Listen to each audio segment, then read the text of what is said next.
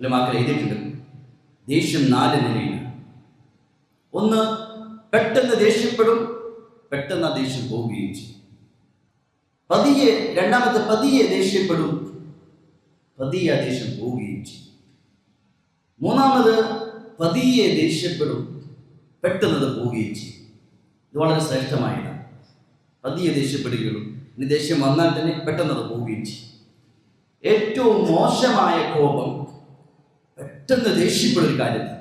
എന്നാൽ ദേഷ്യപ്പെട്ടാൽ ദേഷ്യം പോവുകയുമില്ല, അത് മനസ്സിൽ വെച്ചുകൊണ്ട് നടക്കും. ഇത് ഏറ്റവും മോശമായ കോപമാണ്.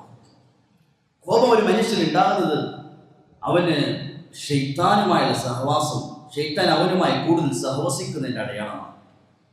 കാരണം കോപം ശൈത്താനിൽ നിന്നാണ്, പിശാചിൽ നിന്നാണ്.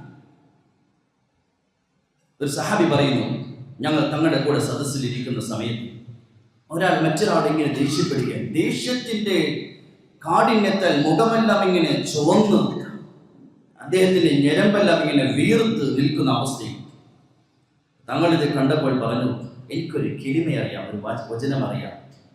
ഇദ്ദേഹം അത് പറയുകയായിരുന്നെങ്കിൽ ഇദ്ദേഹത്തിൻ്റെ കോപം നീങ്ങിപ്പോകുമായി.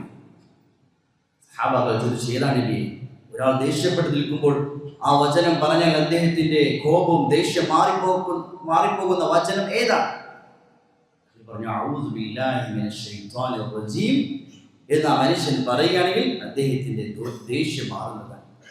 അഥവാ ആ മനുഷ്യന് ദേഷ്യം ഉണ്ടാകുന്ന പിശാചിൽ നിന്നാണ്. അതുകൊണ്ടാണ് അഊദു ബില്ലാഹി മിനശ് ശൈത്വാനിർ റജീം എന്ന് പറയാൻ ഞങ്ങൾ പറയുന്നത്.